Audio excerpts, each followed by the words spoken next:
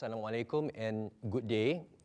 We are glad to have with us Professor Datuk Rifaat Ahmad Abdul Karim, who is currently the Chief Executive Officer of the International Islamic Liquidity Management Corporation, or IILM, and the recipient of the Royal Award for Islamic Finance 2016. Professor Datuk, welcome to Viewpoints at the Royal Award. Thank you.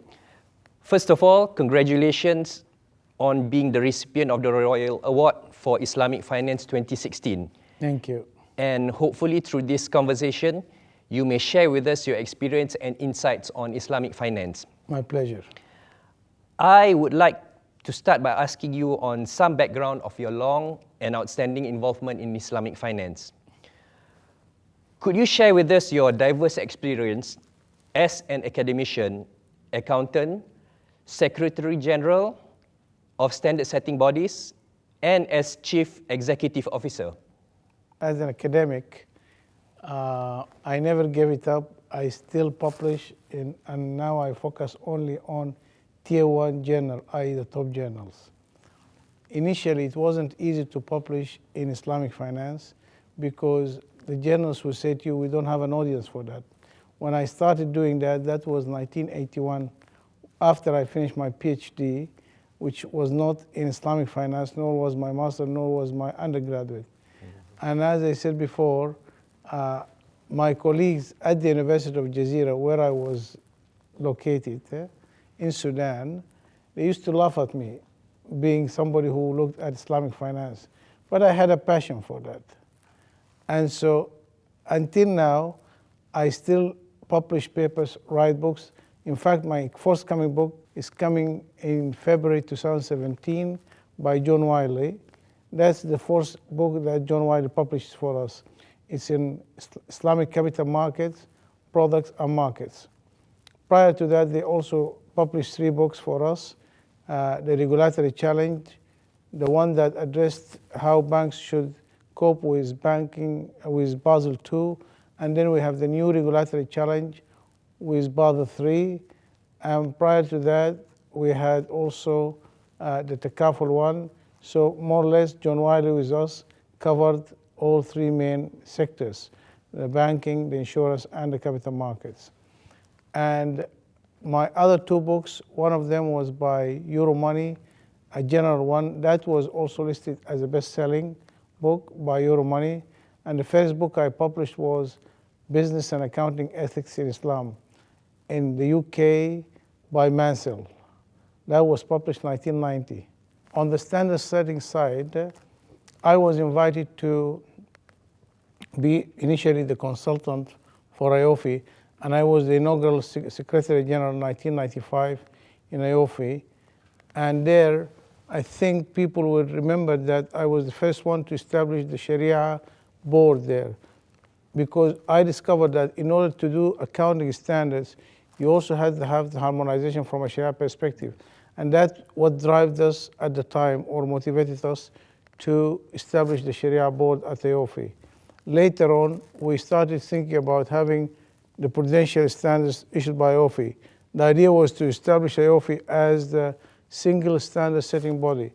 But then the central banks didn't like it. They wanted the IFSB, the Islamic Finance Service Board, the prudential standards, outside a private sector body, which they did. And Malaysia bid for that, I think in the year 2000, in the IMF meeting in Czechoslovakia, when the relevant governors met there to discuss this. Malaysia put its request to have the IFSB established in Malaysia. It took us 2 years to have the IFSB there. Once they got it, they also asked for the Secretary General of IOFI, myself, to be the inaugural Secretary General of IFSB. When the IFSB started, we were only 9 members, and when I left in 2011, April 2011, we had 191 members, which included 54 regulatory bodies, supervisory bodies, regulatory and supervisory bodies, like the Central Bank of Japan, Central Bank of China, Singapore, Philippines, Hong Kong, Luxembourg, and others. Together with the IMF, the World Bank, the Islamic Development Bank, the Asian Development Bank. So these multilaterals also joined. And these were only, it was the exception of the IDB, the Islamic Development Bank, these were only given the membership status of an associate.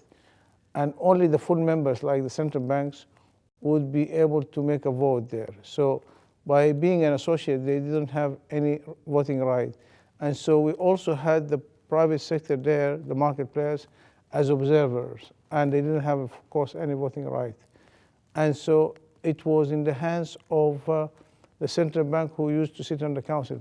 But in certain cases, for example, in Jordan, where you have three bodies that regulate, first you have the central bank that regulates the banks, and you have the capital market authority that regulates the capital market, and you also have the insurance regulators.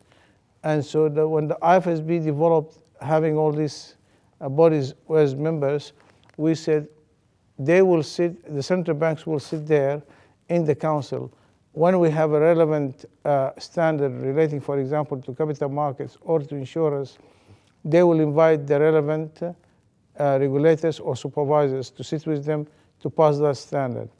And so we had, for example, from Malaysia, we had this, at the IFSB until now, I think they have the Central Bank, Bank Negara, and they have the Securities Commission as members, because Bank Negara supervises both the banks and the insurance. And then when at the IFSB, I thought about the ILM, and we established the ILM, and I've been asked in October 2012 to come and engineer how to publish the Sukuk, which we did. Now, at the beginning, what were the challenges faced in Islamic finance? And how did you and the organizations that you helm went about overcoming these challenges? One of the basic challenges was Islamic finance was not known as a critical mass. And hence, these organizations helped to add some of the specificities. How? For example, if you take the IOFI, at the time, you look at the financial statements of Islamic banks, they were influenced by what the auditors of those banks were doing. And the auditors were only trained in international, what is now known as International Financial Reporting Standards. At the time, I think it was International Accounting Standards. That rendered the financial statements of the Islamic banks to be non-comparable, because it depended on the interpretation of the specific transaction of each auditor, how it advised its banks. For example, in the Murabaha, which was, I think, was and is still very popular product in most Islamic banks, when do you recognize the profit of a Murabaha? If you look at the equivalent in conventional, you will see that it's installment sale, for example. Installment sale divides or separates the profit from the interest.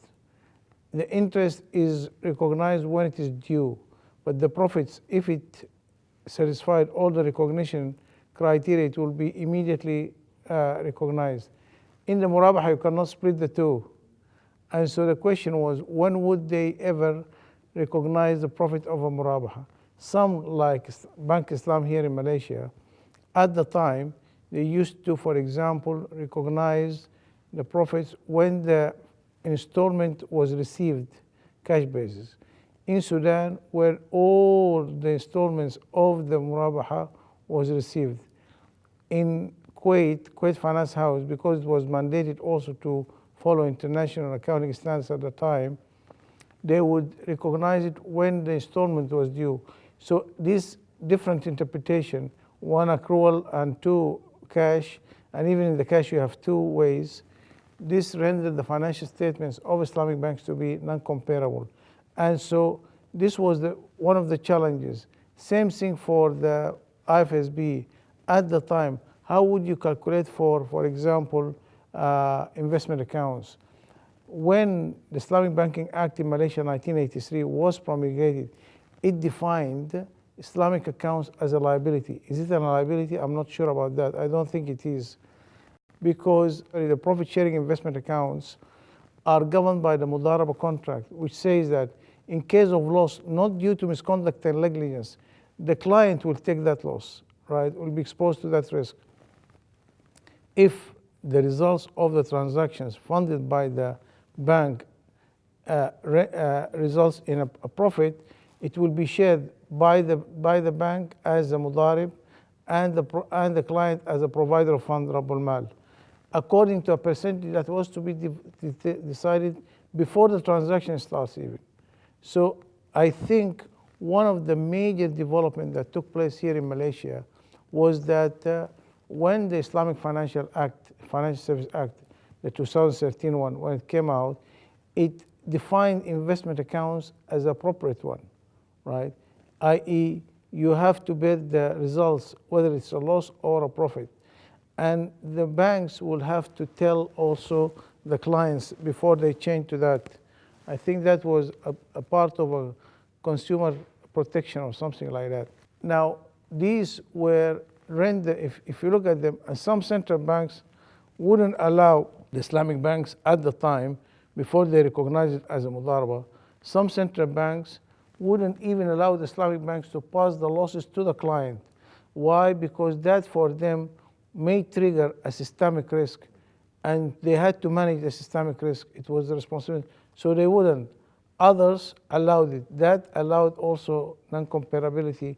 And so it was important to harmonize through a standard, right, the prudential as well as the accounting side. For the ILM, the banks only had the commodity murabaha as an instrument to manage their liquidity. And as we said, the commodity murabaha can generate profits, but it would not be tradable, because once you conclude the murabaha, it becomes a receivable. And in certain jurisdictions, they don't allow the sale of debt.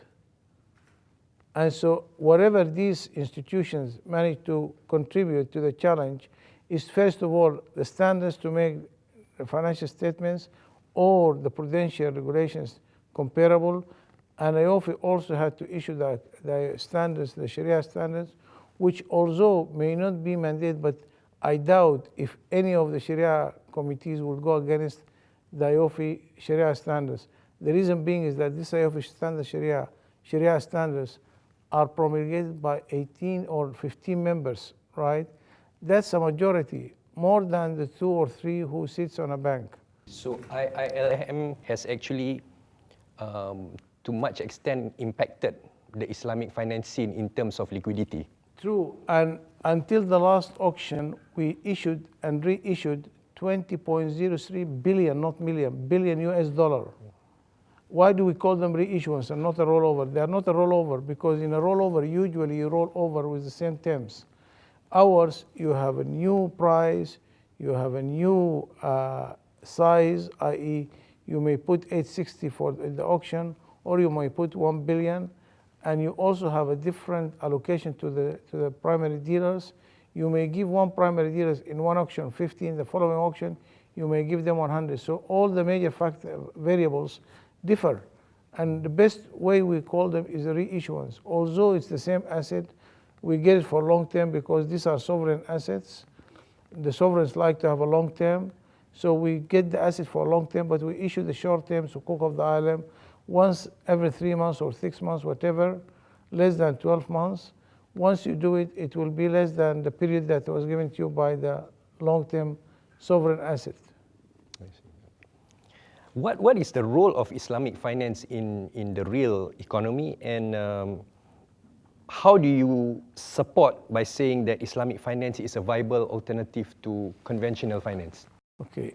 In Islam, you cannot sell or lease what you do not own. So you have to provide something real in order to sell. If you go, for example, today to Bank Islam or to any of the banks here that has an Islamic business, if you want a mortgage, for example, they will not give you a loan for the mortgage, right? They'll have to buy the asset, the house, and sell it to you. Now, that is where it ties up, because they cannot give a loan. You see, it ties up the real economy, the real asset, with what their transactions is. You cannot sell or either you cannot sell what you don't own or lease. That's fundamental. Let us look at the opportunities in the industry. How has the Islamic finance industry evolved and grown in the past decade? And what are the opportunities for growth? Okay, I think Islamic finance, when it started, was very small. Nobody paid attention to it. But what made, in my opinion, what made people start looking at it and taking it into consideration is its resilience during the last financial crisis, because it didn't get in one of those toxic assets. You wouldn't find it. In the Sharia committee wouldn't allow it in any of the banks. And hence, I think it started to grow, but until now, it represents a very, very small percentage of the total global Islamic, total global financial industry. The Islamic finance represents a very small percentage of the global financial industry. And hence, they have to come, I think the Sukuk is probably it, but one of the major factors is how the countries that adopt Islamic finance will back it in order to grow. You have the backing from prudential, from legal side, all these infrastructure, the prudential side, the accounting side, all these would help, for the industry, will help the industry to grow, sorry. So after the global financial crisis, people have become more aware of Islamic finance. They do. Yes, they did, sorry. Now, do you think that this awareness is because of a greater understanding of what Islamic finance stands for? And is there an increase in the demand for Sharia compliant products globally?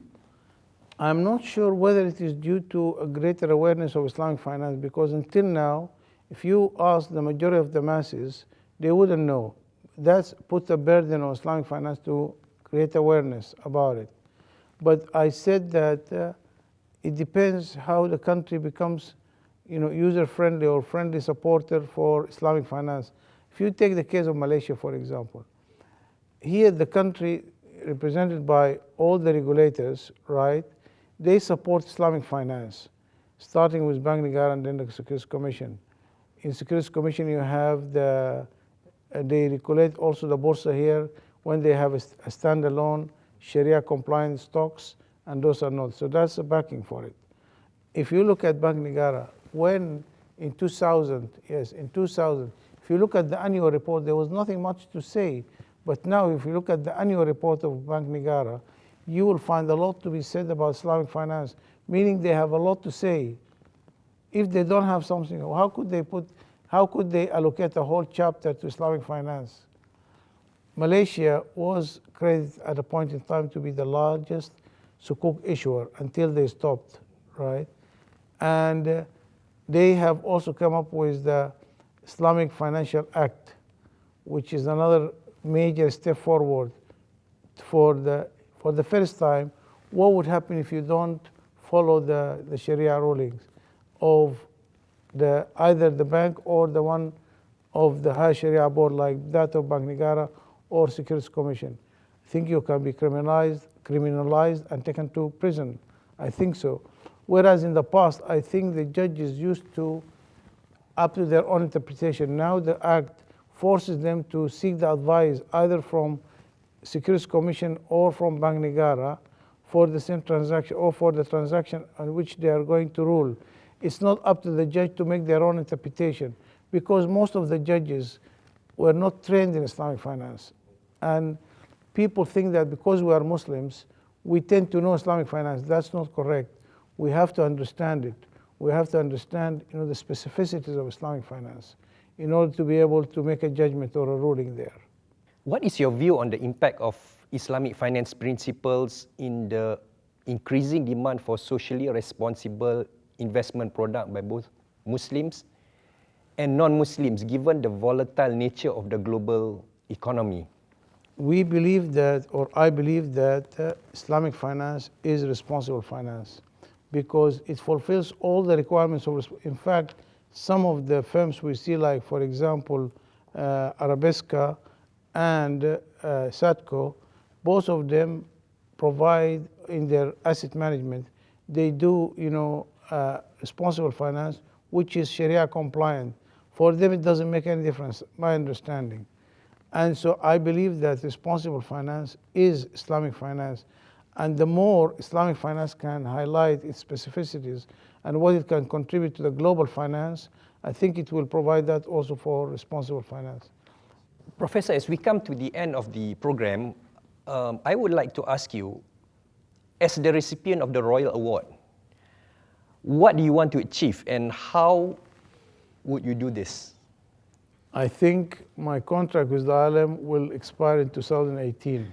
I would like to retire, and then I would like to write more and more about my experience. I haven't stopped writing, as I said, but I would like to reflect my experience in writing. That's what will leave it as a legacy for others to follow, to read and follow it. You know, that's what I would like to do, is to sit down and write as much as possible, my experience. So it's actually from academic. It has to be, because yes, moving to standard settings and then finally going back to academic. Yeah. Yes. Finally, my last question is, what is your advice to people who want to pursue a career in the Islamic finance industry? They have to understand the specificities of Islamic finance very well and the implication. First of all, you see, if you are educated in conventional finance, as I was, and then you try to bring something new, the alternative Islamic finance, you have to understand the specificities of Islamic finance and what will be the implication of the conventional finance on Islamic finance. These are important. If you don't understand the specificities, I don't think you can do it. And I give you an example.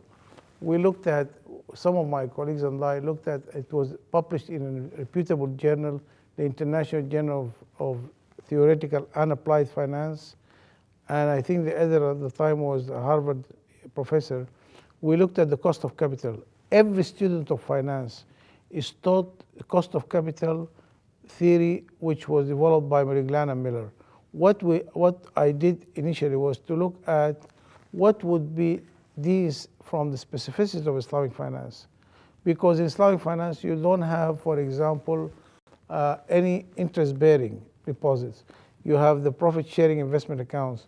And so literally, the implication was that you don't have any financial risk. Why would, what Meriglano said that is that as you increase debt, that's their response to the conventional people. They said, as you increase debt, shareholders will also fear that you will not be able to repay your financial risk, and so they will, the shareholders will ask for a higher return. But here, if you take that debt out, i.e. you increase the investment accounts, what would happen for the shareholders? In reality, the more for the Islamic bank, the more they mobilize funds in profit sharing, it will not increase any financial risk. Why? Because if it's a genuine loss not due to misconduct and negligence, the provider of funds, the client, will bear that risk, right? But if it turns out to be a profit, then they will share. So they are inclined or encouraged to mobilize more and more of these investment accounts, unlike when you do in the interest bearing. People will say, there's a financial risk there, right?